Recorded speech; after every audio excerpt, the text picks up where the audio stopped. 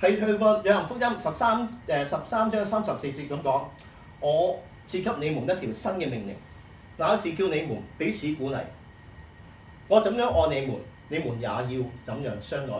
咁頭先所講咧，就係攞啲物品啊，互相交換啊，互相去 support 大家。咁其中啲係一個都係物質上面嘅，即係咧基督教係一個最核心其中一樣嘢就係一個字，就係愛字。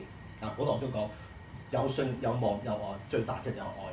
咁啊，其實都係講過，咁愛好緊要。咁喺約翰福音裏邊13、14節嗰，我賜給你們新嘅命令，佢講咁咧，乃是要彼此相愛。嗱，耶穌點樣愛佢哋啲門徒，或者愛呢個世界，你們都要點樣愛。咁佢哋可能學得到，學得到變咗呢個佢除咗頭先所講嘅用愛來嘅傳教士去到。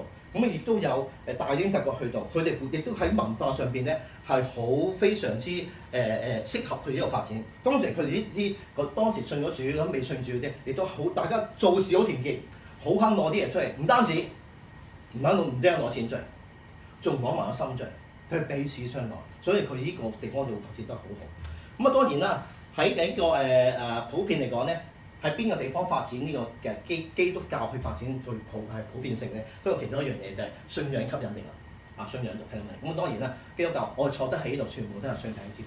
我哋都知道係信仰裏邊係一個我喺我日常生活或者我哋生活嘅我哋生命嘅歷程裏邊，總會有面對好嘅、唔好嘅、痛苦嘅、喜樂嘅，我哋都係喺信仰裏邊堅固我哋。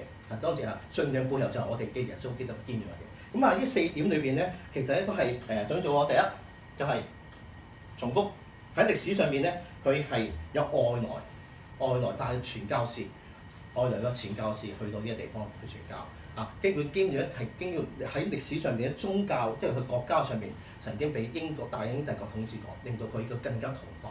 跟住咧，本身佢自己呢個地方嘅文化咧，亦都係好適合基督教呢個教義去發展。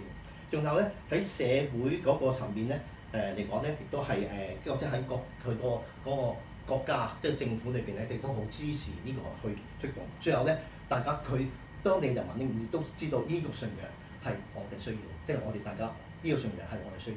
無時無刻我哋遇到乜嘢，我哋講翻我哋嘅主。咁最後話總結翻，咁就係呢個弟兄姊妹，但係呢個斐濟咧點解咁成功咧？我都希望借今日咧，即係講到呢樣嘢咧，希望大家係感受到。正如我哋呢個團契從即係有起有落之後咧，慢慢我哋呢度你見有阿 Christina 就帶住之後咧，開始慢慢配合一個好開心。我今日嚟到度，我講完㗎就好開心，見到今日嚟到呢一度咧，我都係第一次嚟到，同之前係見到係開始成長。咁嚟緊咧，我唔知阿 Christina 今年有咩大計啦？如果我願望咧就係繼續一個好嘅地方，同埋弟兄姊妹繼續增長啦，好唔好啊？大家俾啲掌聲，我哋係上帝我哋係好啊！今日講咁多，祝福各位係一個美好嘅晚上，咁希望就大家帶住一個開心嘅心情翻去啦，同埋可以領受到今日可以阿 Christina 分享嘅個詩歌分享嘅，大家都可以領受得到，擺喺心裏邊，好嘛？OK，多謝晒各位。